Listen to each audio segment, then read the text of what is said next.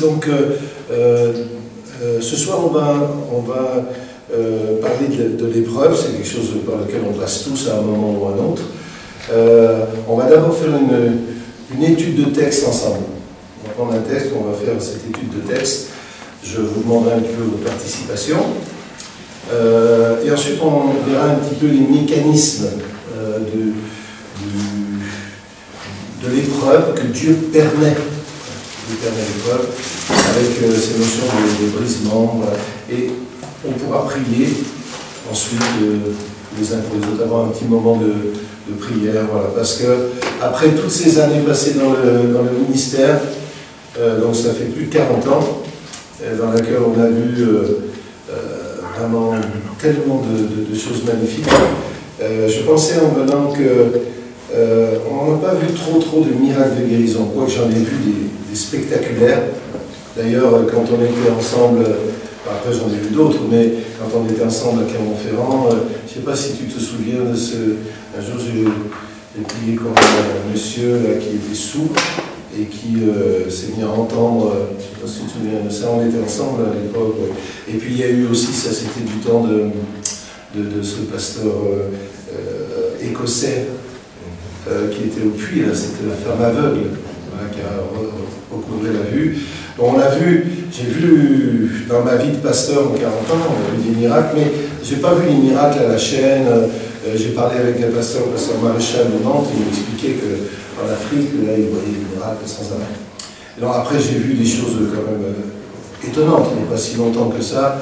Un dimanche matin, je reçois de Dieu un don spirituel, j'ai comme en vision certaines personnes dans l'assemblée avec une maladie invalidante, et donc c'était tellement fort que je l'ai donné.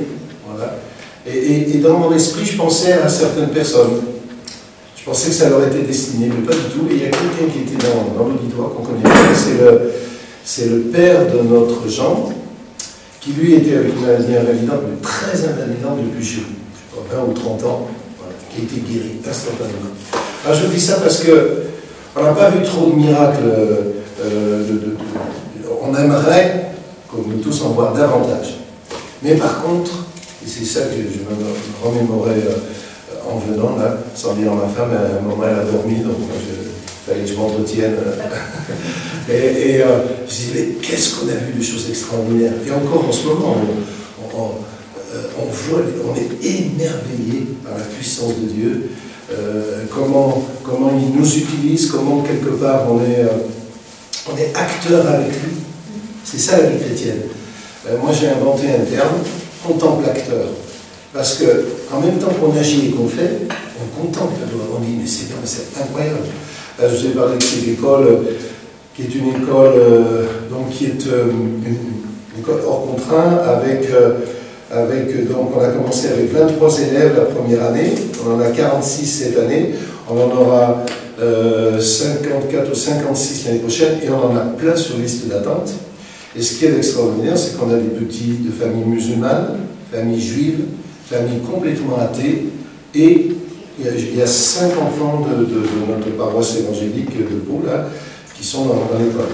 Et donc c'est une école qui est ouverte, et on voit ces petits qui arrivent de nulle part, qui parfois n'étaient pas scolarisés, à 6-7 ans, ils n'étaient pas scolarisés. Et on vit, je dirais, de miracles quelque part. C'est vraiment des miracles. Ça se fait par la grâce de Dieu. Le dernier en date, c'est la semaine dernière. La directrice, que je connais bien parce que c'est ma fille, il y a un chercheur international et qui a un haut niveau national, qui est professeur à l'université Paul Descartes à Paris, et puis qui est rédacteur en chef de revues scientifiques, qui habite dans le coin. Et elle le contacte pour lui dire, est-ce que vous ne voudriez pas venir nous faire un café des parents? Donc le gars, il se voit, et le gars, le chercheur, lui dit, mais pourquoi vous ne feriez pas une conférence? Il dit, pourquoi elle m'appelle? Je dis, elle me fait, papa, est-ce qu'on peut faire une conférence? Je dis, pourquoi pas? Voilà. Et du coup, on commence à faire une conférence. Elle a eu lieu la semaine dernière. Ça a bousculé toute la région paloise, médecins, ergothérapeutes, psychologues, enseignants. On avait 200 personnes dans la salle de l'église, des gens qui sont parfois laïcards de chez laïcards. Voilà.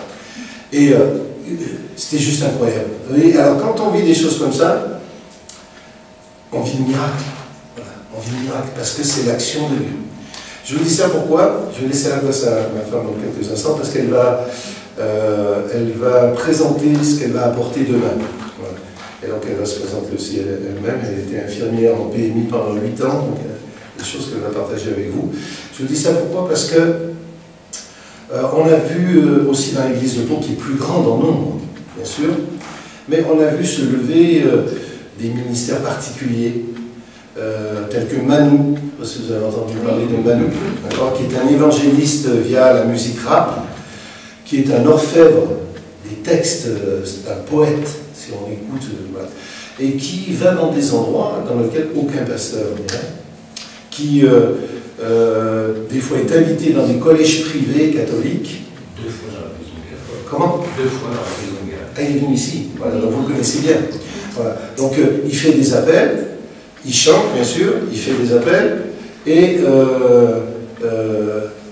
quand il fait son appel, vous avez des professeurs qui lèvent la main, qui viennent sur le devant, des élèves qui viennent sur le devant, donc c'est incroyable. Voilà. Donc c'est des ministères. Et des fois les gens nous ont dit, ou des collègues, hein, pas Michel, hein, mais parfois des collègues nous ont dit, ouais, mais vous à Pau, vous avez des talents en particulier. Et je les dément honnêtement, parce que je pense que dans chaque église, ils sont différents, hein, mais dans chaque église et chez chaque chrétien, il y a vraiment des talents qui sont là et qui parfois vont mettre beaucoup de temps à se révéler, qui ne sont pas forcément nos talents naturels, mais des orientations vers lesquelles Dieu va nous conduire. Voilà. C'est le Saint-Esprit, et je dis, ce petit gars, Manu, il n'arrivait de rien, voilà, et quand on a discuté un peu, voilà, je l'ai encouragé, je lui ai dit, mais écoute, dimanche après-midi prochain, tu nous fais un rap. Et alors, il a fait un rap, c'était des consultations, voilà, et puis il m'a mis.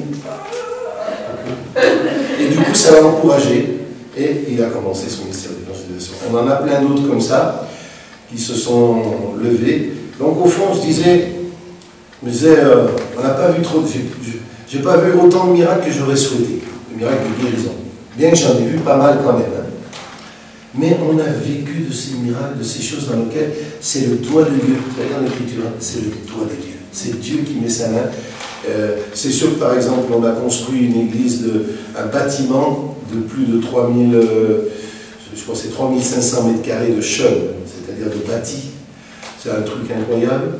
Ça s'est fait parce que Dieu était là, il nous a bénis. C'est une très belle salle et c'est un outil qui parle dans la ville. Voilà.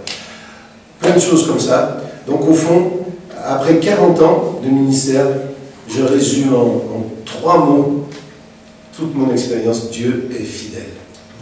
Dieu est fidèle. Voilà. Et quand on revoit les collègues, c'est ce qu'on peut dire. Il est fidèle. Voilà. Nous, on passe par des temps difficiles parfois. On va parler un peu de l'épreuve ce soir. Mais il est fidèle. Il est fidèle. Et pourtant, c'est des fois aussi difficile. Marie-Paul, je vais lui laisser la place pour qu'elle se présente et qu'elle vous parle un peu de demain. Franchement, elle l'a fait à l'île de la Réunion, elle l'a fait dans plein d'endroits. Les gens disaient c'est déjà fini, et pourtant ils étaient restés des heures. Hein. Elle, ma femme, j'ai dit pour l'organisateur de demain, il faut lui faire ça pour couper. Hein. Vas-y, Mimi, je te laisse te présenter ce que tu vas dire. Moi, je suis donc, il vous a dit un petit peu, bon, j'ai beaucoup travaillé avec les enfants, d'abord, on en a eu 4, voilà. Après, bon, j'ai fait des camps, des colos, je sais qu'il y en a qui sont scouts, là, par là, enfin, qui font un truc de scoutisme, j'ai été dans le scoutisme aussi, on a fait, je sais pas, j'ai beaucoup de choses, et puis j'ai été infirmière aussi en PMI. PMI, c'est protection maternelle infantile. Et j'ai travaillé 8 ans en PMI. J'ai vu beaucoup de choses, beaucoup de problèmes, beaucoup de difficultés de parents. Et c'est pour ça que je voudrais en parler demain, parce qu'en même temps, d'avoir travaillé avec les enfants, je sais combien c'est important de travailler très jeune avec les enfants, tout petits. Moi, j'avais des petits de 3 ans, et déjà, c'était presque leur avenir était déjà presque orienté. Quand j'ai eu, le concours pour rentrer, un des examinateurs m'a dit Madame, parce que ça courait à ce moment-là, est-ce que vous pensez qu'à 3 ans, on peut déjà prévoir l'avenir d'un enfant? Alors, je savais que ce n'était pas tout à fait la politique, à cette époque-là, et je leur ai dit à 3 ans, on peut le prévoir si on ne fait rien. Voilà. Et j'en suis persuadée, parce que j'ai vu à 3 ans des parents complètement dépassés par leurs enfants, qui n'arrivent plus à gérer. Alors, à 3 ans, des enseignantes qui sont dépressives parce qu'elles n'arrivent pas à gérer leur classe, parce que c'est trop, manque de cadre, en même temps des parents dépassés qui ont besoin d'aide. Et ça, j'aimerais en parler demain, des familles, des enfants, du besoin de ces enfants, voilà, parce que c'est pas perdu. Pour moi, c'est pas perdu. Il y a un avenir, et d'ailleurs on le voit avec cette école. Je vous raconterai, il y a beaucoup de choses pratiques que j'aimerais vous dire, des conseils pratiques que j'ai donnés à des gens, même des gens ont placé une fois un pédiatre, j'avais. Il m'a dit, parce que je prenais toujours, avant de faire ma visite, le métier des parents. Quand il m'a dit je suis pédiatre, je me suis dit je ne vais rien lui apprendre. Il m'a dit vous faites votre visite comme si de rien n'était. Et il a beaucoup appris, il m'a remercié après. Et je vous donnerai des pistes aussi pour ceux qui ont des difficultés, en même temps pour voilà, des conseils pratiques et des encouragements. Il y a beaucoup de choses à faire avec les enfants et en même temps dans les familles. Voilà, c'est le but de demain. Et à l'église, bien sûr. Voilà. Donc ça s'adresse à tous ceux qui, de près ou de loin, veulent ou risquent d'être en contact avec l'enfance, que ce soit les grands-parents.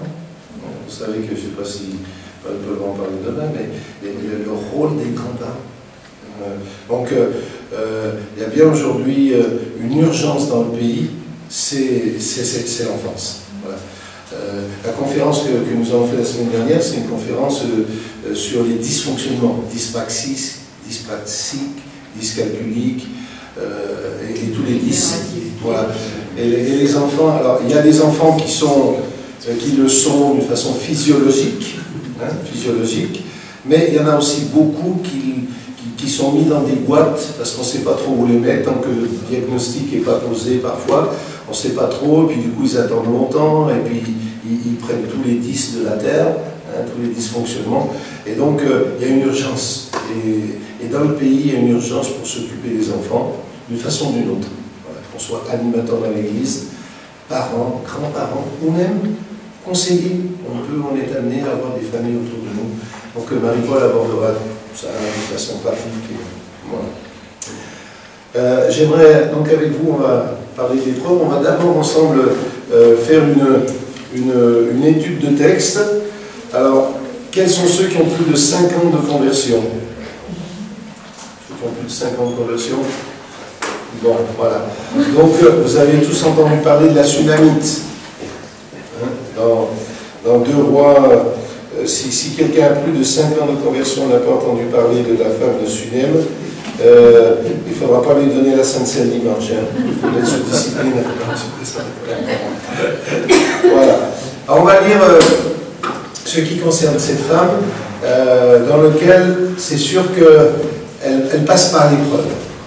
Et d'une façon ou d'une autre, nous qui sommes chrétiens, nous passons par l'épreuve et nous devons passer par l'épreuve. Et l'épreuve, qu'on va aussi appeler le mot éprouver, être éprouvé, c'est le mot test, c'est la même chose. Cette épreuve permet à Dieu de forger, travailler nos caractères, et ça nous permet à nous d'apprendre des tas de choses sur nous-mêmes, sur les autres et sur Dieu. Donc ça nous permet quelque part d'y voir plus clair sur nous-mêmes, et ça nous permet aussi de davantage dépendre du Seigneur. Parce que plus on avance, plus les épreuves parfois sont difficiles. Donc on va ensemble lire ce texte par morceaux. Parfois je vous poserai quelques questions. On y va, donc 2 Rois, chapitre 4, verset 8.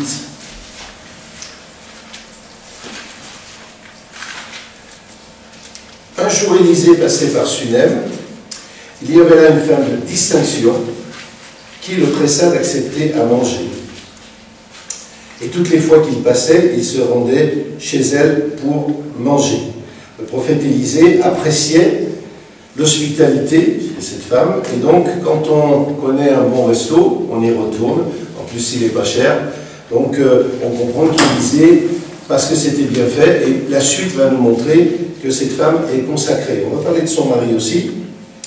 Elle dit à son mari, remarquez bien qu'elle est force de proposition ici, « Voici, je sais que cet homme qui passe toujours chez nous est un saint homme de Dieu. » Quand des chrétiens disent ça de leur pasteur, c'est beau.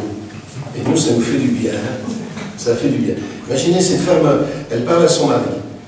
Cet homme est un saint homme de Dieu. Il faut qu'on fasse quelque chose. Verset 10. Faisons une petite chambre haute avec des murs. Le détail est non négligeable parce que à cette époque-là, et en ce temps-là, et en ce pays-là, les maisons avec des murs étaient quand même rares. Et donc là, on va faire une addition quelque part à la demeure. Faisons une petite chambre haute avec des murs et mettons-y pour lui un lit, une table, un siège et un chandelier afin qu'il s'y retire quand il viendra chez nous. Cette femme encourage son mari à bien faire pour l'œuvre de Dieu. Cette femme, elle est positive comme influence dans sa maison et elle encourage vers l'œuvre de Dieu. C'est une femme bien. La Bible nous dit que c'est une femme de distinction, donc c'est une femme qui déjà par sa position sociale est bien placée dans la société, mais aussi c'est une femme bien. Elle aime l'œuvre de Dieu et elle encourage son mari. J'ai entendu un jour un pasteur, j'ai gardé l'expression, elle n'est pas de moi, qui disait que les hommes c'était la tête, que les femmes c'était le cou, et que c'est le cou qui fait tourner la tête. Alors, c'est juste une image. Elle a influencé, c'était M. Gaillard, je crois que c'est lui qui disait ça. Elle a influencé son mari. On va se poser des questions aussi sur son mari. Hein. Elle a influencé pour bien faire pour le prophète. On va arriver à l'épreuve dans un moment. Qu'est-ce qu'ils font? Un lit et une table. On appelle ça le gîte et le couvert. Un siège, bien ce soir, c'est du confort. Et le petit chandelier, ben, c'est la lumière et en même temps c'est son ministère. Cet homme va pouvoir rester là et il va pouvoir prier et se tenir aussi devant Dieu. C'est un prophète. Donc c'est une femme de Dieu, une femme de distinction, une femme de bien et qui influence son mari. Pourquoi cette femme va rentrer dans l'épreuve? C'est ce qu'on va un petit peu ensemble essayer de découvrir. Élisée étant revenu à Sunem, il y venait régulièrement, se retira dans la chambre haute et y coucha. Il dit à Géasi, alors je m'arrête pour les anciens, Géasi, il n'a pas toujours été top, hein. Si vous avez lu, parfois oui, parfois il a eu des bonnes idées, on va voir, mais c'est un peu l'archétype du mercenaire, c'est l'archétype de celui qui ne reçoit pas vraiment les choses de Dieu et puis qui parfois même agit mal. Hein. Géasi l'appela et elle se présenta devant lui. Il dit, pardon, verset 12, il dit à Géasi son serviteur, appelle cette Sunamite. Géasi l'appela et elle se présenta devant lui.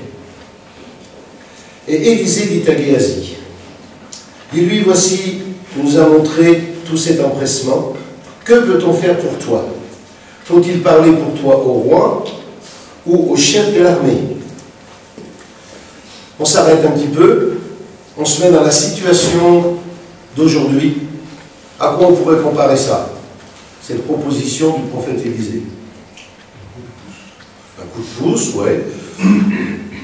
C'est peut-être un peu trivial, un piston, mais c'est pas vraiment un piston. Mais comme lui, il est introduit auprès du roi, il a vu que cette femme est une femme bien, il a envie de faire quelque chose, il a envie de l'aider. Qu'est-ce que tu veux qu'on fasse? On aimerait te renvoyer l'ascenseur. D'accord? Regardez sa réponse, elle est extraordinaire. c'est comme dans les hommes politiques, on leur pose une question, ils répondent à côté. Elle lui demande qu'est-ce qu'elle veut, et elle répond, j'habite au milieu de mon peuple. Faites-moi l'exégèse. Qu'est-ce qu'on peut dire? Alors, Michel et Marie-Hélène, reposez-vous ce soir. Hein. Non, mais, alors, qu'est-ce que... Il lui pose la question, est-ce que tu veux qu'on parle de toi auprès des autorités? Et elle répond, j'habite au milieu de mon peuple. On peut se hasarder. Hein. Moi, je n'ai pas trouvé non plus la réponse et j'ai une réponse. On peut se hasarder. Hein. C'est pour ça que j'ai pris un siège. Hein. Sinon, si j'avais prêché debout, vous avez droit à l'homélie. Et là, on peut... Oui.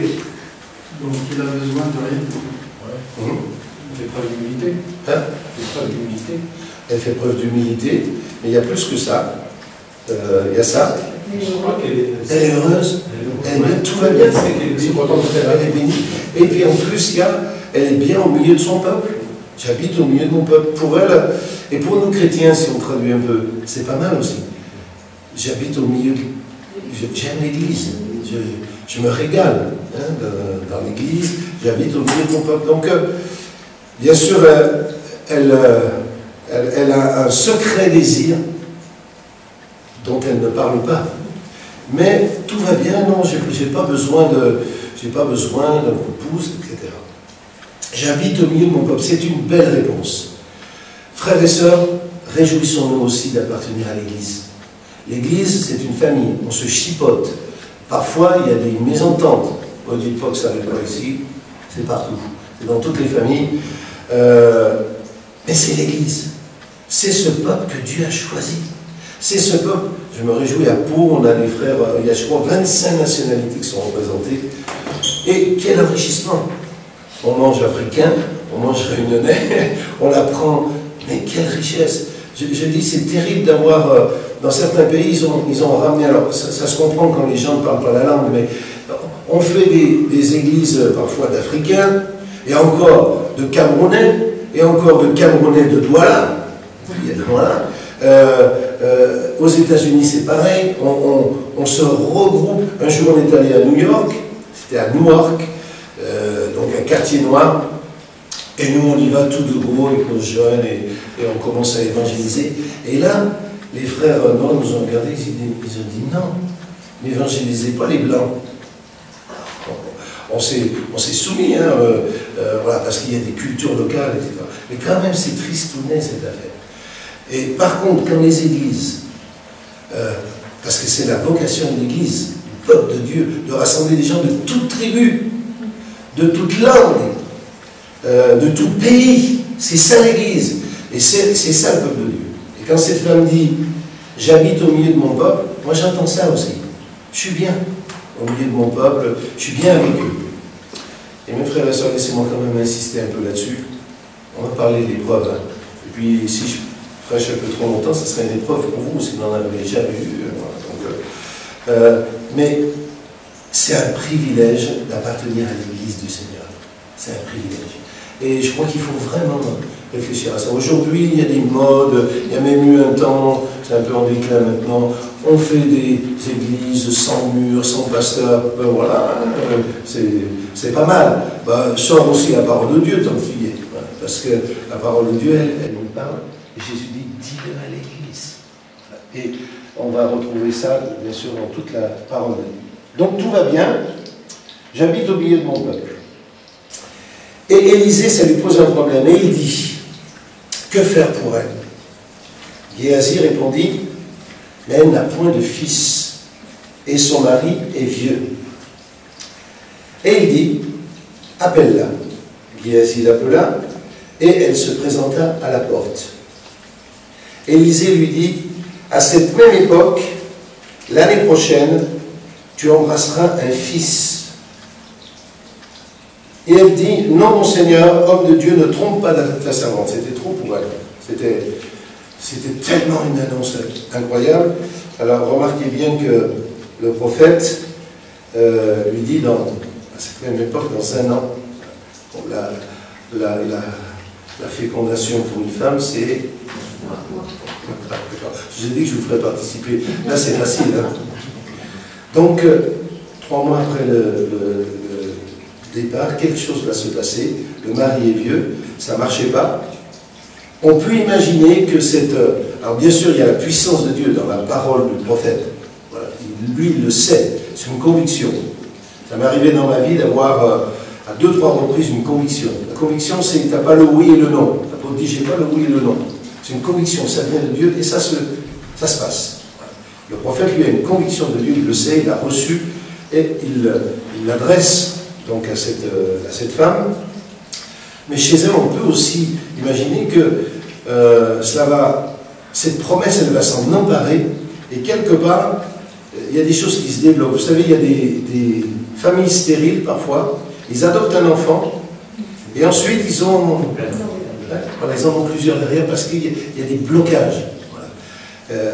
Quoi qu'il en soit, c'est pas comme quand on était à Clermont-Ferrand, je me rappelle du témoignage d'une sœur gitane, et je l'ai entendu de mes oreilles, elle dit ah, j'étais stérile, et j'étais allé voir le pasteur, et 9 mois après, j'avais un enfant. Hein. Elle a dit ça publiquement.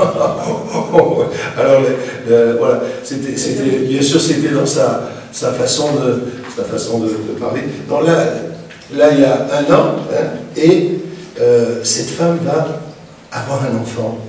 Et c'est au fond ce qui était son désir plus secret qu'elle n'a pas osé confesser. Verset 17. Cette femme devint enceinte, elle enfanta un fils à la même époque, l'année suivante, comme Élisée lui avait dit. Jusque-là, tout va bien. Ce désir secret a même été exaucé. Cette femme est bénie. Elle a un enfant. L'enfant grandit et un jour qu'il était allé trouver son père vers les moissonneurs, il dit à son père, « Ma tête, ma tête. » Le père dit à son serviteur, « Porte-le à sa mère. » Le serviteur l'emporta et l'amena à sa mère. On peut s'arrêter quelques instants. Je pose la question. Qu'est-ce qui se passe dans la tête de cet homme? Pourquoi est-ce qu'il renvoie l'enfant à la mère? Il y a plusieurs raisons possibles. Moi, j'en ai vu quelques-unes, il y en a d'autres. À votre avis? Il n'est pas bien. Il a mal à la tête. L'enfant. Oui, l'enfant, oui. Je crois qu'il parlait du mari. Non. C'est dans la nature, aussi, mental, il faut que la femme s'occupe de son enfant. Bien sûr, il y a ça aussi. Bon, il est en plein travail. Ils sont à la moisson, hein. On peut imaginer que l'enfant a eu une insolation, mais c'est pas sûr. Et voilà, il est là, on peut imaginer, hein, ça serait plausible. Il était avec les moissonneurs, c'est un enfant en passage quand même. Il reste et on peut imaginer. C'est peut-être pas ça. Néanmoins, le père dit au serviteur, emporte-le à sa mère. On peut aussi penser, peut-être j'ai tort de penser, mais il y a aussi, c'est aussi une explication. Moi, je ne veux pas m'embarrasser de ça maintenant. Il est en plein travail, il dirige les moissonneurs, évidemment, donc amène-le vite à sa mère. Mais quand même, un père, on peut quand même imaginer que ce soit lui qui le prenne dans ses bras et qui l'amène à la mère. Je pense personnellement, mais je ne vous oblige pas à adhérer à mon explication, que ce papa-là a un petit travers quelque part. C'est elle qui a reçu cette promesse. Bien sûr, ils ont été 2 pour faire cet enfant, mais c'est elle qui porte quelque part l'enfant. C'est elle qui le porte. C'est important pour la suite. Porte-le à sa mère. Le serviteur l'emporta et l'amena à sa mère. L'enfant resta sur les genoux de sa mère jusqu'à midi, puis il mourut.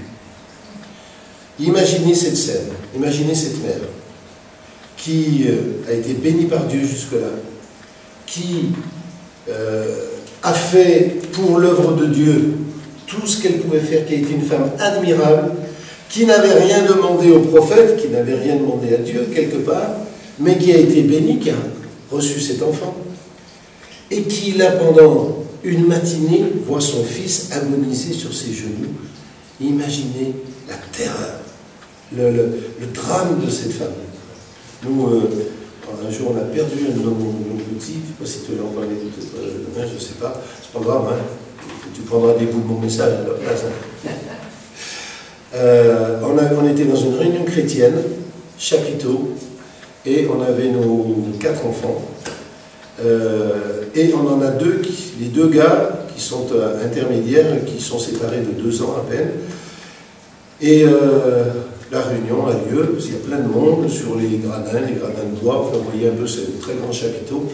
Et puis, brutalement, ma femme se rend compte, où est Jérémie? Jérémie, c'est celui qui est aujourd'hui dans le groupe Heroic Nation, je ne sais pas si vous en entendez parler, qui seront à la fête de l'Évangile. Et donc, elle le cherche. Pas de Jérémie, commence, elle me demande, on le cherche de partout, on ne le trouve pas. Voilà, on commence à prévenir, il ferme les portes, la sécurité ferme les portes, le cœur de ma femme, il est, imaginez, voilà, déjà le mien et ma femme, donc on cherche, on ne trouve pas, une demi-heure passe, pas de Jérémie, imaginez. Je vous dis ça pour essayer de réaliser ce qu'a pu vivre cette femme. Pourquoi je vous parle de ça? Juste parce que parfois l'épreuve, au moment où on la traverse, elle est terrible. Elle est terrible, elle est infernale parfois, très difficile.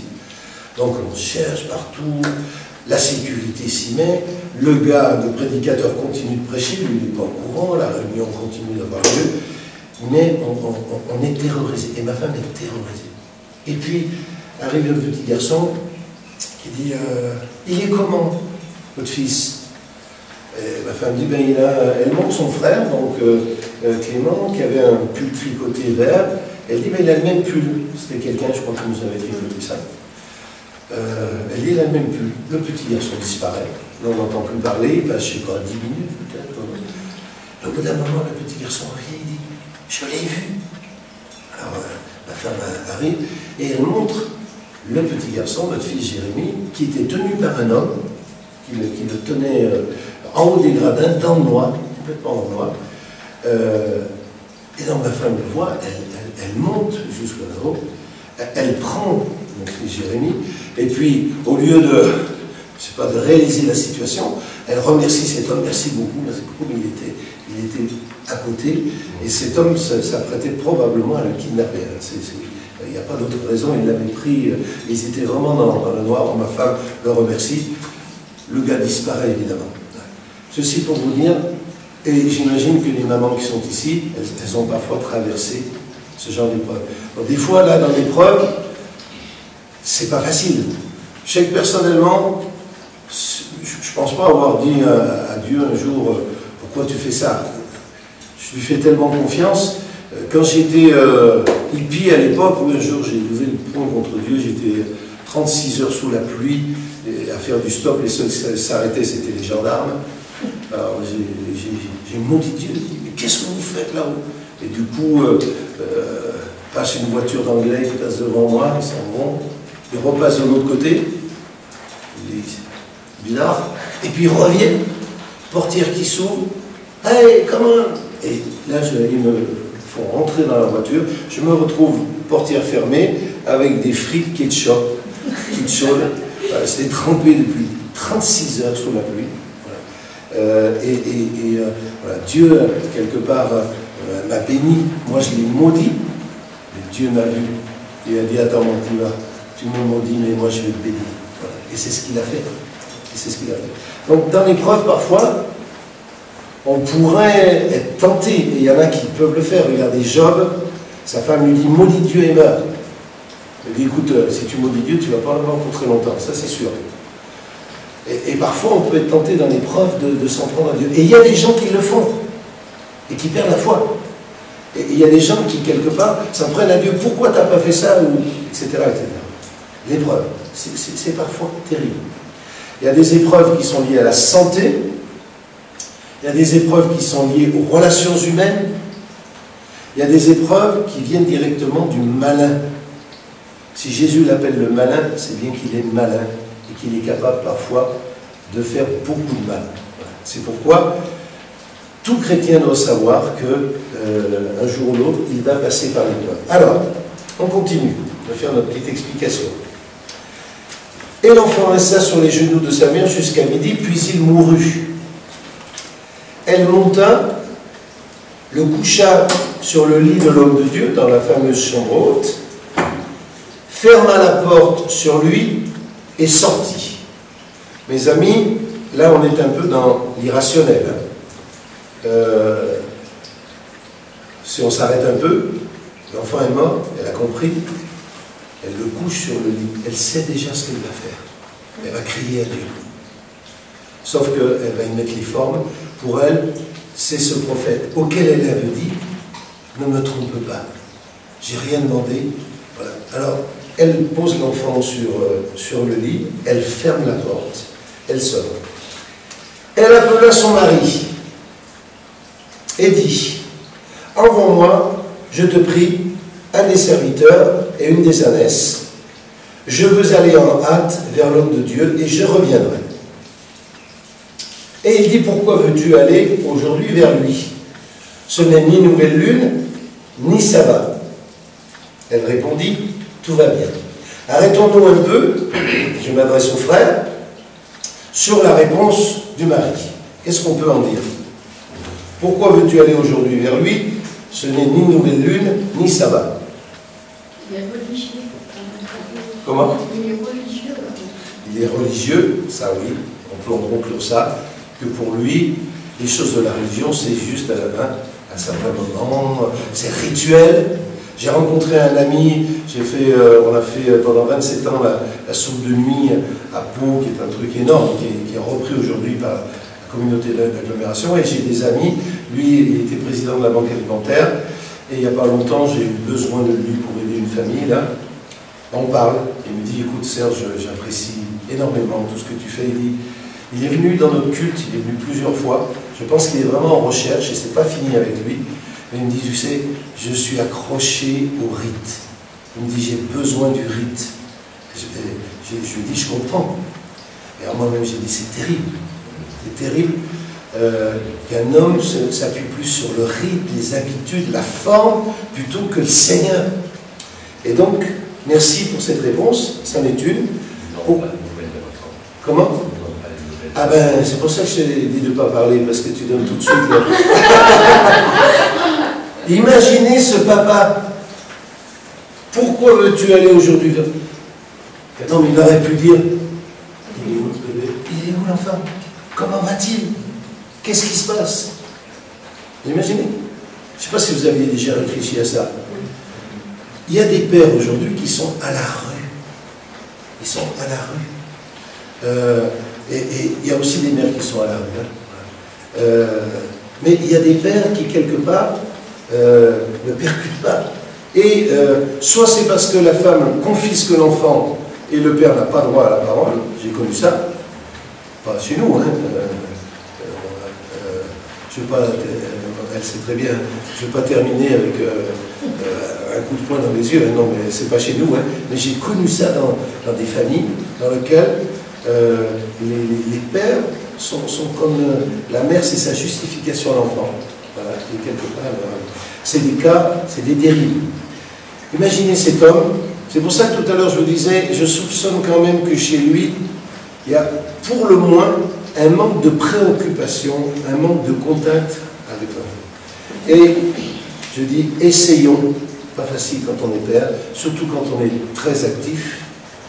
Il y a des enfants hyperactifs, mais il y a aussi des parents hyperactifs. Hein.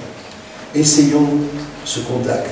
Je pense quand même que ce père aurait pu prendre l'enfant et l'amener, même s'il se sentait dépassé et qu'il savait que cette femme est une femme de foi, il aurait pu prendre l'enfant dans ses bras et l'amener.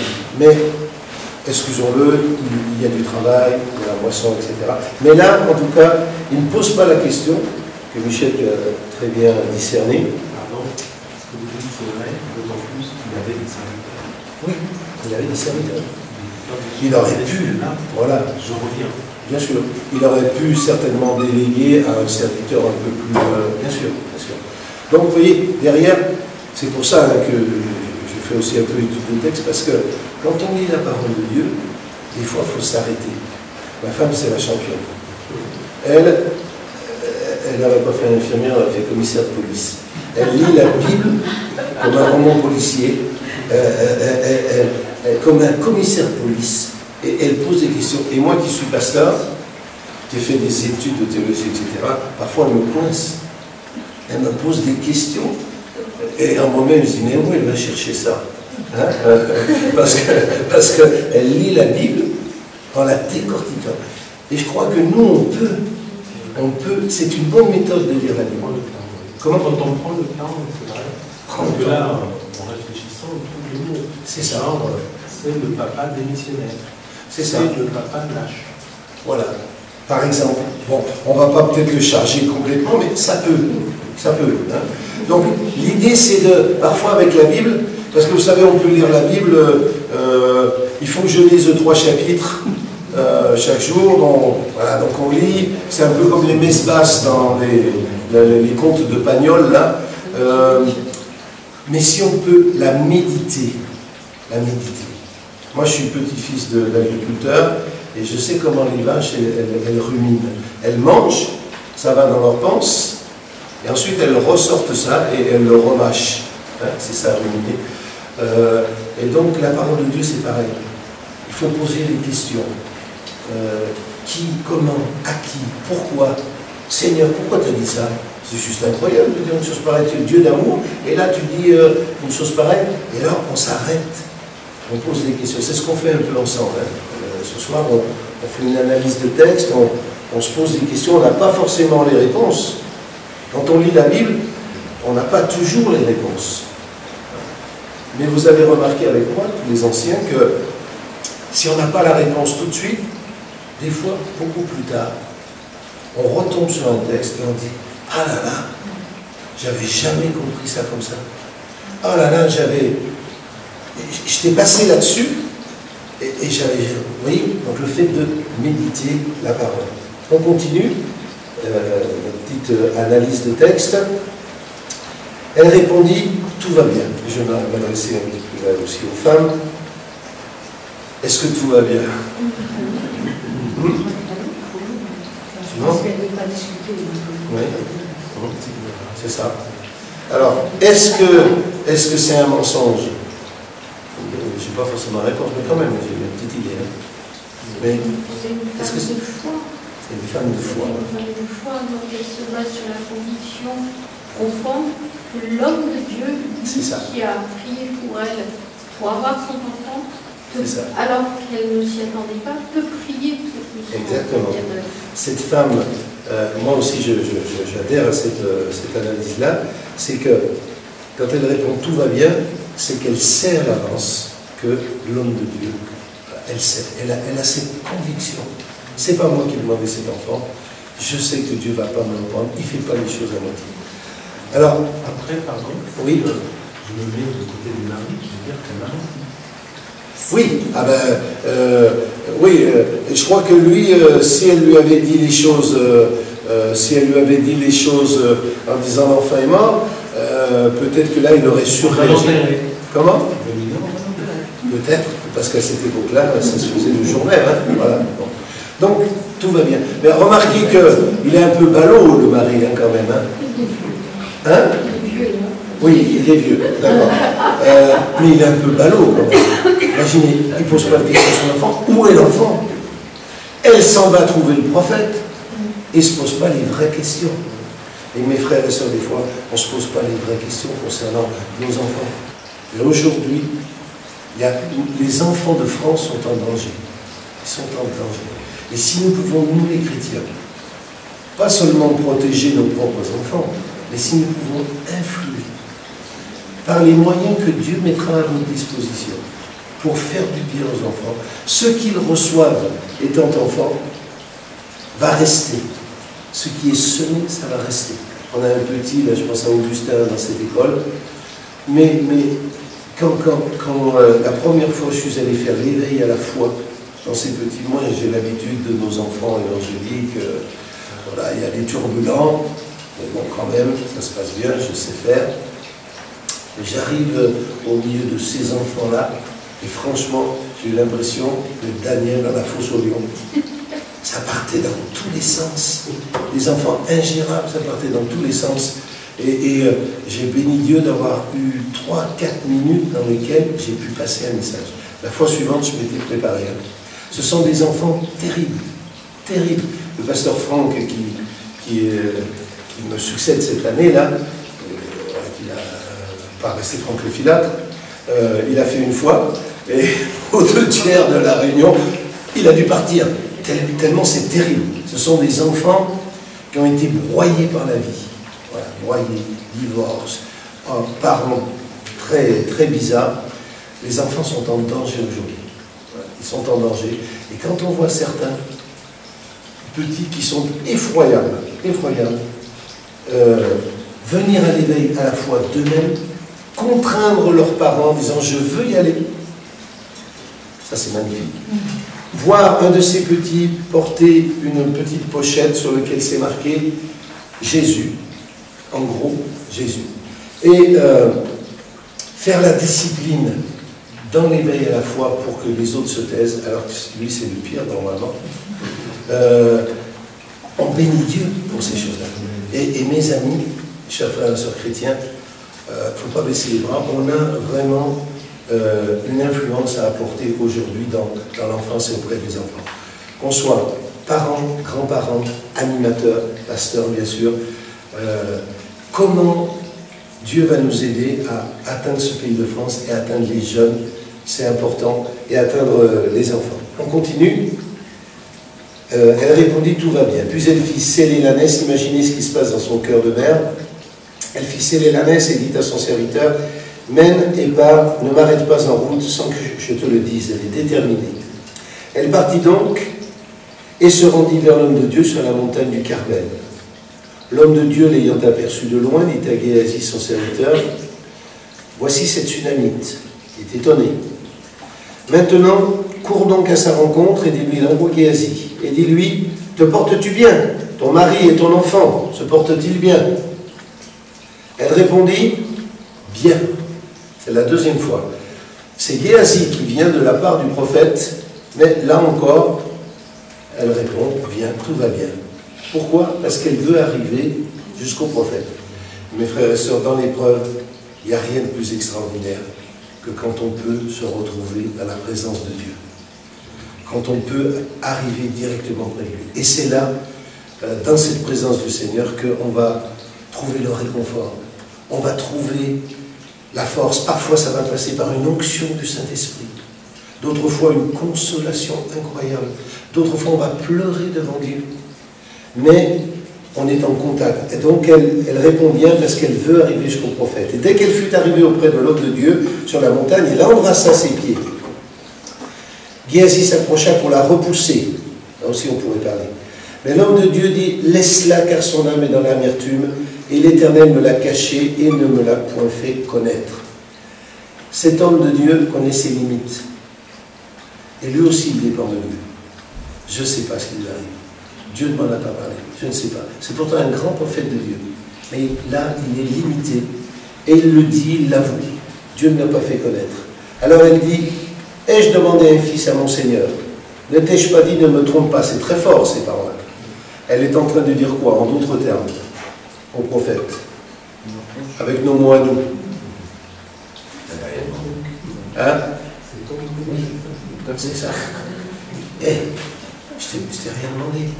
Et lui, c'est tellement explicite ce qu'elle dit que, regardez la suite, et Élisée dit à Géasi, Saint-Hérin, prends mon bâton dans ta main et pars. Si tu rencontres quelqu'un, ne le salue pas. Si quelqu'un te salue, ne lui réponds pas. Tu mettras mon bâton sur le visage de l'enfant. Là encore, il envoie Géasi. La mère de l'enfant dit, l'Éternel est vivant et ton âme est vivant, je ne te quitterai point. On retrouve d'autres passages de la Bible. Jacob, avant qu'il soit appelé Israël, etc. On voit ça. Moi, j'ai vu en tant que pasteur, j'ai vu des gens, je savais qu'ils allaient être baptisés dans le Saint-Esprit. Je voyais qu'ils étaient dans cette position. Seigneur, je ne te quitterai pas. Et ils ont été baptisés dans le Saint-Esprit. Il y a ce moment où, Seigneur, je veux ta présence, je veux les choses de Dieu. Et elle sait que son salut, la solution passe par le prophète, et elle le lui dit, je ne te quitterai point. Il se leva et la suivit. On pourrait se poser des tas de questions. Pourquoi il envoie Géasi? Pourquoi à chaque fois il utilise Géasi? Pourquoi il ne le fait pas lui-même? Si vous avez remarqué, dans les premiers textes qu'on a lus, il parle à Géasi qui parle à la femme. Voilà, Il y a beaucoup de questions dont vous trouverez vous-même les réponses. Verset 31. Géasi les avait devancés et il avait mis le bâton sur le visage de l'enfant, mais il n'eut ni voix ni signe d'attention. Il s'en retourna à la rencontre d'Élisée et lui rapporta la chose en disant « L'enfant ne s'est pas réveillé. » Lorsqu'Élisée arriva dans la maison, voici l'enfant était mort. Là, on ne parle pas de coma profond. À plusieurs reprises, la Bible dit « L'enfant est mort ». La maman, à 2 reprises, il est dit que l'enfant est mort sur ses genoux. Là, c'est pareil. Du reste, entre le temps où il est mort sur les genoux de sa mère et où le prophète arrive, il s'est passé beaucoup de temps. Élisée entra, ferma la porte sur eux deux et il pria l'Éternel. Lui aussi, il est dépassé. Lui aussi, il l'a dit, il l'avoue. Ça le dépasse quelque part. Il n'avait pas compris ce qui s'est passé. Et là, il commence par prier. Puis, Dieu va lui montrer une méthode. On n'est pas dans la respiration artificielle ici, je vous le dis tout de suite, hein, on va voir ensemble. Il monta, se coucha sur l'enfant, mit sa bouche sur sa bouche, ça on connaît. Moi j'ai fait ce qu'on appelle PLA, c'est ça? Le truc avec la voilà, c'est ça, le truc de secours. Voilà. Donc on a un truc, un mannequin en plastique, là, il faut faire la respiration, donc le bouche à bouche et tout ça on connaît. Donc il y a probablement, moi, je ne sais pas, je n'ai pas la réponse ici, mais quelque part, que dit la Bible? Il mit sa bouche sur sa bouche, ses yeux sur ses yeux, ses mains sur ses mains, et s'étendit sur lui. Et la chair de l'enfant se réchauffa. Élisée a reçu de Dieu. Alors on n'est pas là dans le bouche à bouche, parce que ceux qui ont fait ce diplôme, ça ferait bien que je crois qu'on a 30 secondes ou 2 minutes. Je crois, il y a 2 minutes, un truc comme ça, dans lequel, si le cerveau ne reçoit pas d'oxygène, c'est fini. Donc là, il y a belle lurette, évidemment, on n'est pas dans le même cas de figure, mais Élisée a reçu de Dieu quelque chose de très particulier. C'est Dieu qui lui a dit, c'est un prophète. Dieu lui dit, fais ça. Et force est de constater que ça a marché et que Dieu a béni et ressuscité et ramené à la vie cet enfant. Élisée s'éloigna, alla ça et là par la maison, puis remonta et s'étendit sur l'enfant. Si on s'arrête un peu ici, on réfléchit. On prend ce texte dans tous les sens. Qu'est-ce que va faire Élisée? Là, il est en train, il se met sur l'enfant, ça ne marche pas. Il retourne, il fait des différents pas dans la maison, il n'est pas tranquille quelque part, mais il recommence parce que Dieu lui a dit, tu fais ça. Et donc, il recommence quelque part. Et mes amis, on est toujours dans l'épreuve, et on est aussi parfois dans les directions de Dieu. Et parfois, Dieu est obligé d'insister avec nous, vrai ou pas? Il est obligé de nous dire, tu fais ça. Voilà. Le coup de Naaman, lui d'aller se plonger 7 fois. Voilà. Et tellement d'autres dans la parole de Dieu, qui nous dépassent parfois, c'est juste, c'est parce que Dieu dit, regardez les disciples dans la barque, jetez vos filets du côté droit de la barque. Mais Seigneur, on a péché toute la nuit, qu'est-ce que tu nous dis, qu'est-ce que tu nous racontes? Mais ils le font, et ils pêchent tellement de poissons qu'ils sont obligés d'appeler les autres, la bénédiction va rejoindre les autres. Parfois, mes amis, frères et sœurs, est-ce que Dieu n'est pas obligé avec nous de dire, remets-toi à l'ouvrage, c'est ça que je t'ai demandé, fais-le. Et Élisée, donc, remonta, s'étendit sur l'enfant, et l'enfant éternua 7 fois, et il ouvrit les yeux. Oui. Est-ce que c'était pas un moment de doute? Comment? Est-ce qu'il n'a pas vécu un petit moment de doute? Hein? Un moment de doute. Ah oui, je pense. Un moment, parce que regardez le texte. Quand on voit, regardez, au verset 34, il mit sa bouche sur sa bouche, ses yeux sur ses yeux, ses mains sur ses mains, s'étendit sur lui. C'est une technique du bouche à bouche qu'on connaît aujourd'hui. Et la chair de l'enfant se réchauffa. Élisée s'éloigna, alla ça et là par la maison. C'est ce mot ça et là, par la maison, puis remonta. C'est pourquoi je dis que probablement le prophète à un moment donné était un peu dépassé. Parce que les choses se passent à ça complètement. Oui, c'est ça. Et donc du coup, il va recommencer de faire ce que Dieu lui a dit. Et cette fois, il y a cette action de Dieu, et cet enfant qui est revenu à la vie.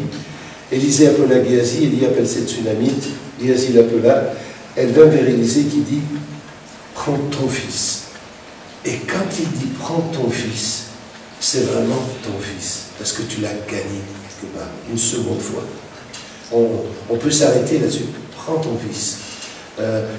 Ça me fait penser à la Jairus, hein, et ce miracle aussi. Et là, elle alla se jeter à ses pieds, se prosterna contre terre, elle prit son fils et sortit. Et là, le tout va bien de tout à l'heure, quelque part, c'est une espèce d'alléluia, hein, il prend toute sa dimension. Cette femme est une femme de foi, elle a serré, elle est allée jusqu'au bout avec Dieu, et elle a obtenu sa victoire. Donc on s'arrête là sur cette petite analyse du texte qui nous montre ici une épreuve difficile. Je dirais que c'est l'épreuve, une des épreuves les plus rudes à mener traverser. Je voudrais lire avec vous quelques autres textes que vous allez pouvoir aussi suivre dans votre Bible. Alors là on a fait je ne veux pas être trop long, hein. Et donc, Michel, quand tu vois que le temps raisonnable est passé, raisonnable pour un pasteur, bien sûr, hein, parce que quand un pasteur dit qu'il va terminer, il aurait généralement encore une demi-heure. Et tu me fais signe. On va juste essayer de voir ensemble un peu quelques mécanismes de l'épreuve. Au fond, pourquoi le chrétien passe par l'épreuve? Pourquoi? Pourquoi Dieu a fait le jour et la nuit? La nuit, c'est 8 heures, 7 heures, dans laquelle on ne fait rien. C'est une perte de temps, Seigneur. Les chefs d'entreprise d'aujourd'hui pourront dire ça. Pendant tout ce temps-là. Et Dieu a fait ça comme ça. L'épreuve dans la vie du chrétien, elle est indispensable. On est tous éprouvés, on passe par le tête. Alors, il faut savoir que le mot tenter, tentation, et le mot épreuve, c'est le même mot en grec, c'est peirazzo. Je ne vais pas faire le savant, mais je veux juste faire la connexion. Tenter, éprouver, c'est exactement le même mot, c'est le mot épreuve. On traduirait aujourd'hui par test ou probation, quelque part, voilà. C'est l'épreuve. On est éprouvé. Bien-aimé, je sais que, j'imagine que vous êtes passé par des petites épreuves et peut-être des grandes épreuves. Des choses qui parfois nous laissent pantois, nous laissent sans force, nous laissent parfois pourrait nous décourager. On pourrait être découragé par l'épreuve tellement elle est énorme parfois. Je voudrais ramener ce texte d'Ésaïe 42, verset 3, je vous le dis. Il ne brisera point le roseau cassé. Vous connaissez tous ça. Il ne brisera point, Dieu ne brisera point le roseau cassé. Roseau cassé, ça ne sert pas à grand chose. Mais Dieu ne va pas le détruire. Et on verra ensemble qu'au contraire. Ce qui est cassé, ça nous désole tous. Par exemple, beaucoup sont des parents ici. À Noël, parfois les enfants ont reçu un jouet et le jour de Noël, ils cassent. Je ne sais pas si ça vous est arrivé. Ils cassent parce que l'enfant n'a pas utilisé d'une façon appropriée ou parce que le jouet était trop fragile. Mais l'enfant est désolé. L'enfant et les parents. C'est arrivé à certains que le jour de Noël ou le lendemain, le jouet est déjà cassé et l'enfant est désolé, mais nous aussi on est navrés, les parents. On souffre pour l'enfant, on dit mince, ah, voilà. Et donc, on est autant désolé. Quand on est dans l'épreuve, retenez cette petite image merci beaucoup, merci bien, du jouet cassé à Noël. Si vous avez été parent, vous avez connu ça, on est désolé pour l'enfant, ah là là, ça nous fait pitié quelque part. Nous encore, on sait qu'on va aller, on va attendre 2-3 jours, on va le faire réparer, mais l'enfant, lui, il se dit, ah papa, il est cassé, donc on essaie de réparer, etc. Dieu, c'est la même chose. Il nous aime comme personne ne nous a jamais aimés. Dieu l'amour parfait. On ne peut même pas l'imaginer. Et donc quand on est dans l'épreuve, Dieu l'a permis. Parfois c'est Dieu qui l'a permis l'épreuve. Mais il est triste pour nous, il souffre avec nous. Jésus, Dieu sur la terre, il y a un mot qui accompagne son ministère, une expression qui revient très souvent, c'est ému de compassion. Le mot compassion, c'est un mot latin, cum, avec passion, pâtir, souffrir. Cum patir, c'est souffrir avec la compassion, souffrir. Jésus est ému de compassion. Il souffre avec. Dieu est ému de compassion. Quand je suis dans l'épreuve, quand je traverse l'épreuve, Dieu la permet parfois. Il sait, comme nous avec nos enfants, parfois on a dû parfois être un petit peu carré, ou on a dû laisser l'enfant dans une situation, par exemple bras cassé ou quelque chose d'un peu plus grave, on est obligé de le laisser à l'hôpital. On souffre avec lui, on le console comme on peut. Dans l'épreuve, la première des choses que je dois savoir, c'est que mon Dieu, il souffre avec moi. Il y a la compassion. Et je ne suis pas seul dans l'épreuve. Et même si c'est difficile, si je pleure, si je ne comprends pas, Dieu est là. Mes frères et sœurs, il est là. Et c'est pourquoi c'est important d'avoir ces moments de qualité privilégiés avec lui, dans lequel il ne s'agit pas de kilomètres de prière parfois, mais juste, on est là, dans sa présence avec lui. Et le Dieu de toute consolation, dit l'Écriture, le Dieu de toute consolation, va venir nous consoler. Il est avec nous dans l'épreuve, comme les parents sont aussi avec l'enfant qui ne comprend pas que son jouet est cassé. Le cœur humain est parfois aussi cassé, brisé, pour plein de raisons. Il y a beaucoup beaucoup de coups qui sont pris par l'être humain. La vie est difficile. Job dira, l'homme naît pour souffrir comme l'étincelle naît pour voler, ou l'inverse. L'étincelle naît pour voler comme l'homme naît pour souffrir. La vie ici-bas n'est pas facile, elle est difficile. Il y a beaucoup d'épreuves. On est éprouvé, on prend des coups. Je vous l'ai dit tout à l'heure, il y a plusieurs raisons à l'épreuve. Je vous lis quelques textes, Psaume 31, 12. Le psalmiste dit « Tous mes adversaires m'ont rendu un objet de honte, d'opprobre, de grande honte pour mes voisins et de terreur pour mes amis.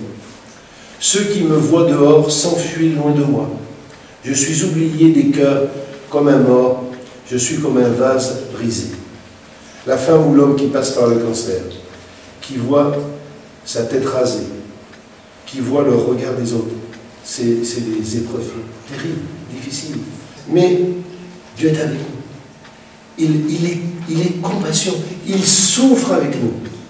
Parfois peut-être le regard des autres, le jugement des autres va être là et c'est difficile. On voit ici le psalmiste qui passe dans une épreuve et visiblement il n'est pas compris de grand monde. Regardez aussi le psaume 88, verset 14. Pourquoi, ô Éternel, te tiens-tu, c'est le psaume 10, verset 1er ici, pourquoi, ô Éternel, te tiens-tu éloigné? Pourquoi te caches-tu au temps de la détresse? Le psalmiste, là, pose des questions, il y a ces pourquoi. Pourquoi? Seigneur, qu'est-ce qui se passe? Pourquoi tu n'es pas là? Voilà. Tous les chrétiens ne sortent pas ce genre de pourquoi, hein, mais ça arrive, et c'est normal. Et c'est légitime, c'est pas un péché, c'est juste des questions qu'on pose à Dieu quand on traverse ce genre d'épreuve. Psaume 88, verset 14. Pourquoi, Éternel, repousses-tu mon âme? Pourquoi me caches-tu ta face? Et un autre genre d'épreuve encore, avec des pourquoi, c'est Gédéon. Qui ici n'a pas entendu parler de Gédéon? Mais vous connaissez tous, quand l'ange de Dieu vient lui dire « Lève-toi, vaillant », nous on aurait dit vaillant 0, hein.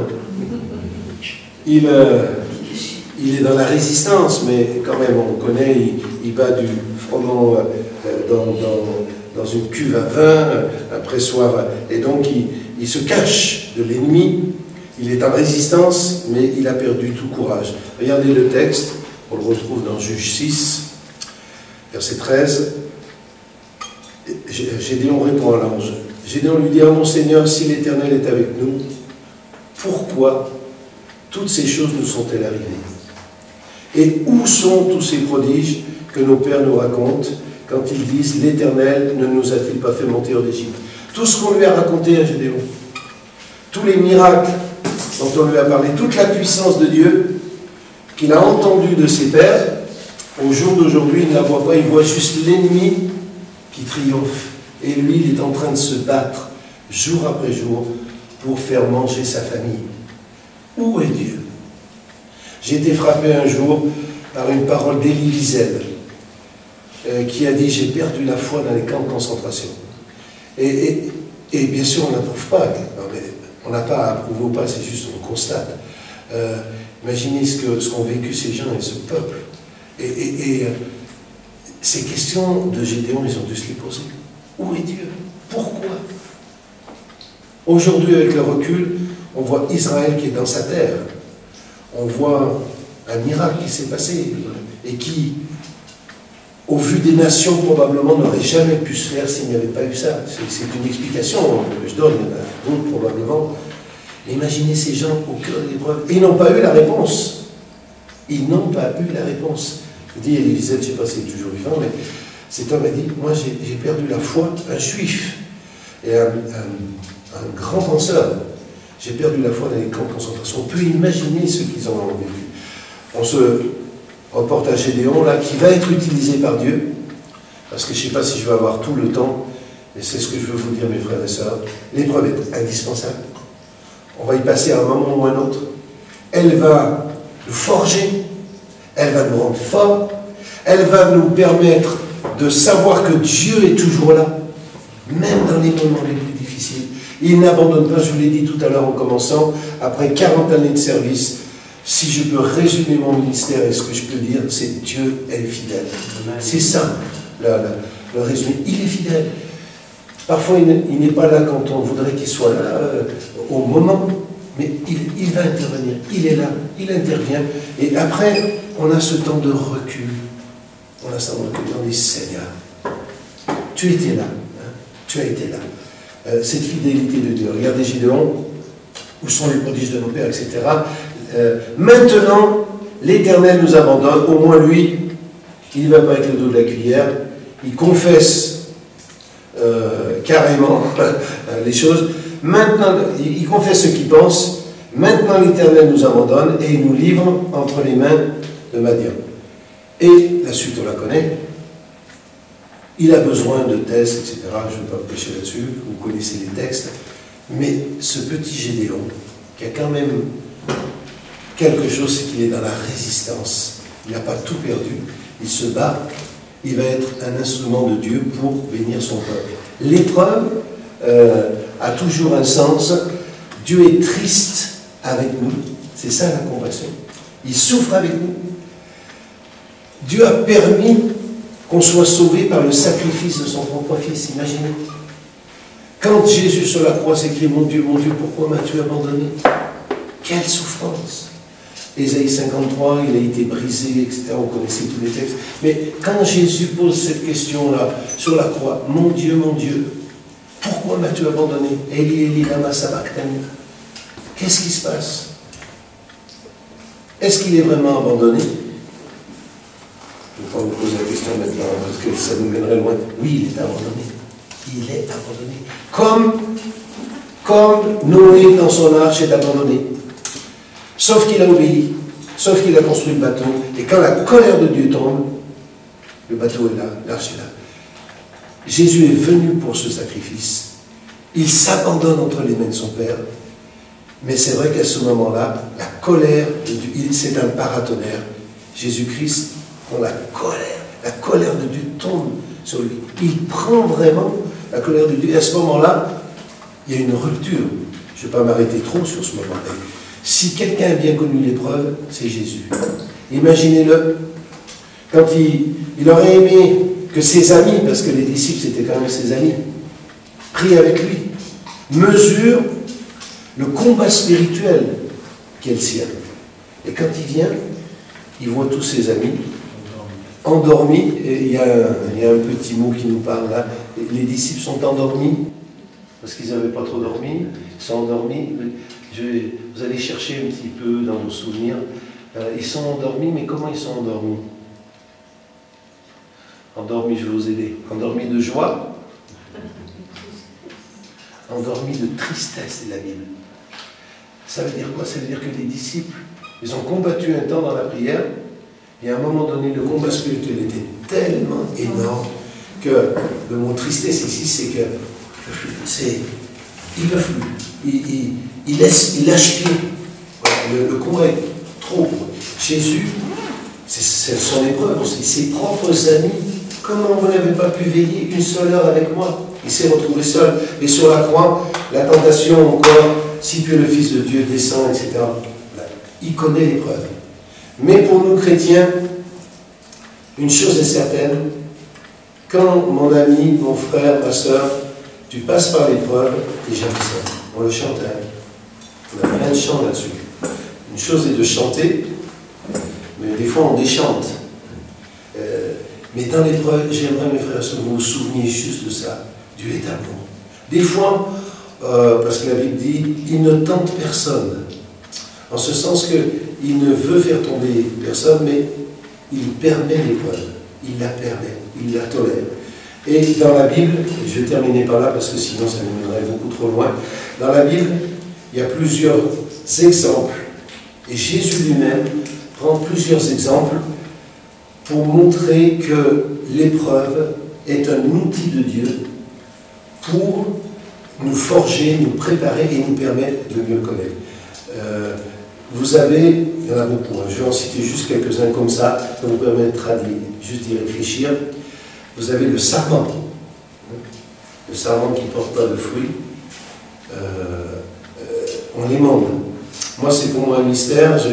On a acheté une maison, on s'est occupé de mon père pendant 5 ans, là, qui était malade d'Alzheimer.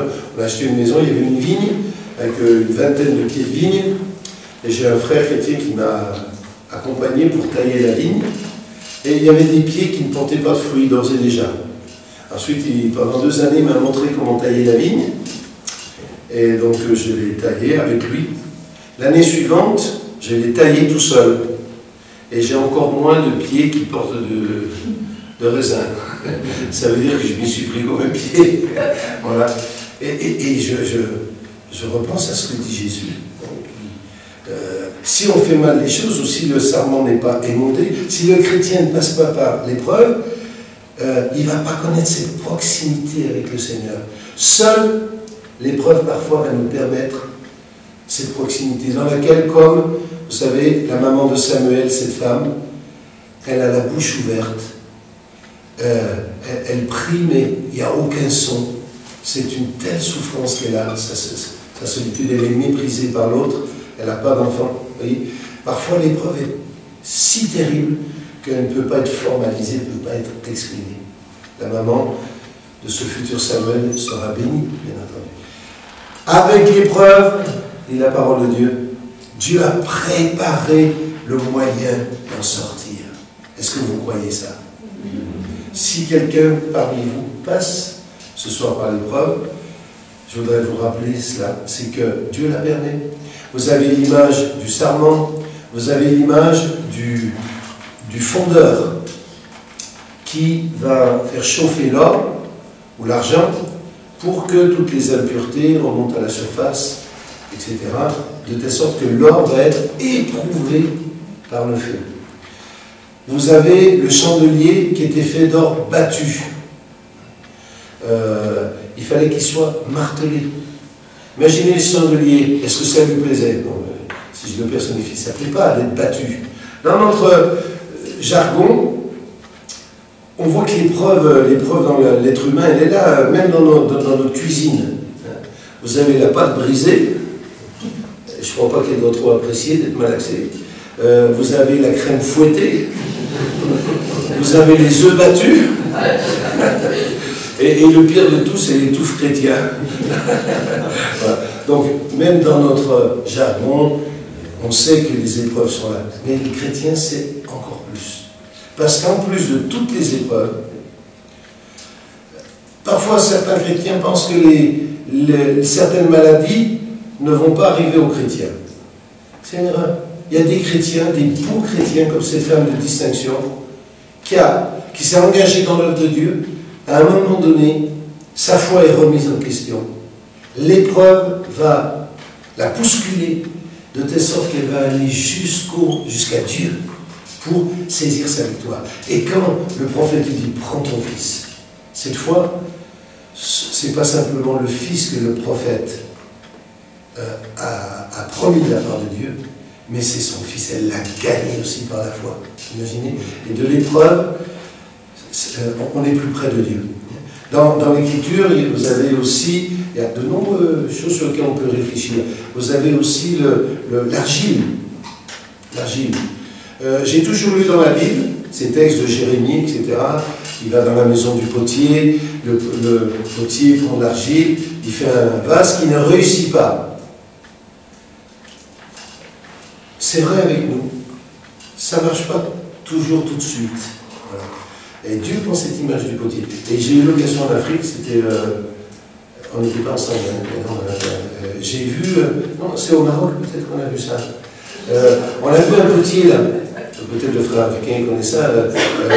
J'ai vu un potier là, sur le tour, mettre l'argile avec ses doigts. Je revoyais toute la Bible. Je le voyais faire la forme du vase, etc. Donc dans la Bible, il y a aussi cela. L'épreuve est aussi symbolisée par l'argile qui va être pétrie. Si ça ne va pas, on retape, on remet. C'est vrai avec nous? Ben oui. Plus l'argile est dure, tirez vos conclusions, plus elle va être pétrie. Voilà. Donc l'épreuve est nécessaire, mais avec l'épreuve de la parole de Dieu, Dieu a prévu le moyen d'en sortir. Et je vais terminer par quelques versets. Ésaïe 61, verset 1. Il m'a envoyé, c'est la grande annonce de Jésus, c'est son grand message. Il m'a envoyé, qui il? Dieu, mon Père. Il m'a envoyé pour guérir ceux qui ont le cœur brisé. Mes frères et sœurs, on est dans l'Église pas simplement pour nous bénir les uns les autres, mais aussi pour parler à des gens que Dieu va placer sur notre route pour leur apporter des paroles. Je vais vous dire, pendant un temps, on a des besoins financiers parce que ma femme s'est arrêtée pour éduquer nos enfants, donc sa retraite d'infirmière est quand même un peu courte, et on veut garder une maison qu'on a pris, qui est à la campagne. C'est pas une maison de luxe, mais on veut la garder parce que on a beaucoup de petits-enfants, c'est à la campagne, donc on a un an ou deux, on travaille un peu, et je vais vous faire rire, je suis chauffeur BTC. J'ai pris un travail annexe, je suis chauffeur Uber, on met du Uber dans les épinards, voilà. Et donc, il m'arrive des choses incroyables. Vous connaissez l'histoire de Philippe qui monte dans le char de l'eunuque. Moi, c'est les gens qui montent dans mon char. Et quand ils ont fermé la porte et que j'ai démarré, ils sont à ma merci. et là, évidemment, j'ai la déontologie. Je ne vais pas... Voilà, je ne vais pas bloquer les portes en disant maintenant je vais vous parler de Jésus. Mais je fais ce qu'il faut pour qu'ils me posent les bonnes questions. Et je me suis arrangé pour qu'ils posent les bonnes questions. Et je vais vous dire, ça m'est arrivé souvent. Je me rappelle d'une femme, mais j'en ai plein d'autres, mais c'est parmi les premières, ça m'a marqué. Un décideur, une femme qui était décideur au plus haut niveau international dans les comptes souverains, enfin vraiment des trucs qui me dépassent moi. Dans la voiture, on a parlé, je lui ai parlé de la prière, je lui ai parlé de Jésus. Elle sort, on est à l'aéroport à Bordeaux, elle sort de ma voiture, elle était en larmes, elle me dit, monsieur, je n'oublierai jamais ce que vous m'avez dit sur la prière. Et donc, il y a des fois, les choses, on est amené à faire des choses, mais on est placé, et avec l'épreuve, Dieu va permettre des choses qui vont le servir. J'ai vu des jeunes gens se convertir, un jeune homme se convertir, je vous passe, ce n'est pas mon propos ce soir, ceci pour vous dire que Dieu veut guérir les cœurs brisés, et que parfois, sans qu'on le cherche, il va nous placer en relation avec de ces personnes qui ont le cœur brisé. Et là, à ce moment-là, même si on n'est pas évangéliste, même si on n'est pas très doué pour... on va sortir une parole de Dieu pour cette personne, ou pour cet enfant. Ou pour cet enfant. Marie-Paul vous en parlera demain. Il m'a envoyé pour guérir ceux qui ont le cœur brisé, pour proclamer aux captifs la liberté et aux prisonniers la délivrance, pour publier une année de grâce de l'Éternel, un jour de vengeance de notre Dieu, pour consoler tous les affligés, les gens qui sont dans l'épreuve, pour accorder aux affligés de Sion, pour leur donner, Ésaïe 61, 1, leur donner un diadème au lieu de la cendre, ces hommes, ces femmes, ces enfants aujourd'hui, ballottés, qui sont mis de côté, ils ont besoin de père, de mère, de tonton. Dans l'Église, on peut être des tontons, des grands-pères, des grands-mères, des éducateurs. On peut encourager quelqu'un, dire une bonne parole. Il m'a envoyé pour guérir ceux qui ont le cœur brisé. L'épreuve que tu traverses, que tu as traversée, a permis que ton cœur soit encore plus proche de Dieu et aussi encore plus proche de Jean. Je m'arrête, un vêtement de louange au lieu d'un esprit abattu. La petite analyse de texte qu'on a fait tout à l'heure nous montre que peut-être c'est une des épreuves les plus difficiles. Je crois que l'épreuve la plus difficile, c'est certainement de perdre le conjoint. En tant que pasteur, j'ai vu la densité, quelque part, de l'épreuve. Pour ceux qui ont vécu toute leur vie ensemble, c'est difficile. Il y a des épreuves comme ça très difficiles. Il y a parfois des frères qui, au travail, sont mortifiés par un supérieur qui n'en parle pas. Il y a des épreuves difficiles. Les pasteurs aussi, on passe par des épreuves. Mais avec l'épreuve, Dieu permet les moyens d'en sortir. Et une fois que l'épreuve est passée, je sors meilleur, je sors plus près de Dieu, je sors plus dépendant du Seigneur. Gloire à Dieu. On peut terminer par la prière. On réfléchit quelques instants à sa vie. Et j'aimerais que dans la prière, vous puissiez insérer un élément. Bien sûr, on va prendre un petit temps de prière par rapport à vous-même. Mais si vous pouvez insérer cette prière, Seigneur, utilise-moi aussi pour des gens qui sont dans une grande épreuve, pour que je puisse juste avoir une parole de bénédiction. Et ce n'était pas une parole, ça va être quelque chose d'autre. Utilise-moi, Seigneur. Comme Jésus est venu consoler mon cœur, moi aussi je veux le consoler. On prie quelques instants.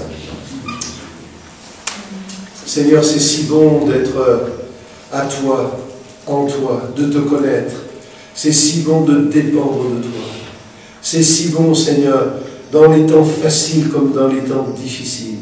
Nous, les pasteurs, quand on baptise les hommes et les femmes, on dit souvent dans les jours faciles et dans les jours difficiles. Seigneur, tu es avec nous en tout temps. Tu permets l'épreuve. Et dans l'épreuve, tu souffres avec nous. Tu as un amour parfait, Seigneur. S'il y a un bien-aimé, une bien-aimée ce soir qui est dans l'épreuve et qui est dans le temps des pourquoi, ou qui ne comprend pas, ou qui peut-être a la tentation de dire « Mais Seigneur, qu'est-ce que tu fais ?» Dieu d'amour, Dieu de grâce, Dieu tout-puissant. Parce que tu es amour parfait, parce qu'il n'y a pas de variation dans ton amour, parce qu'il n'y a aucune limite dans ton amour. Merci de bénir ces cœurs ce soir qui ont besoin d'encouragement. Merci de nous bénir, de nous aider, pour que nous soyons nous-mêmes, pour ceux qui passent dans l'épreuve, pour ceux qui la traversent, pour ceux qui sont brisés, pour ceux qui sont pétris, pour ceux qui sont cassés, pour ceux qui ont perdu toute espérance, que nous soyons des porteurs d'espérance, que nous soyons des gens qui apportent la paix et la consolation. Je prie pour ces bien-aimés ce soir, pour que tu les utilises avant la fin de ce mois de juin, que tu les utilises pour apporter une parole, quelque chose venant de toi à quelqu'un qui passe par l'épreuve. Utilise ces bien-aimés et bénis-les dans leur vie personnelle et dans leur famille.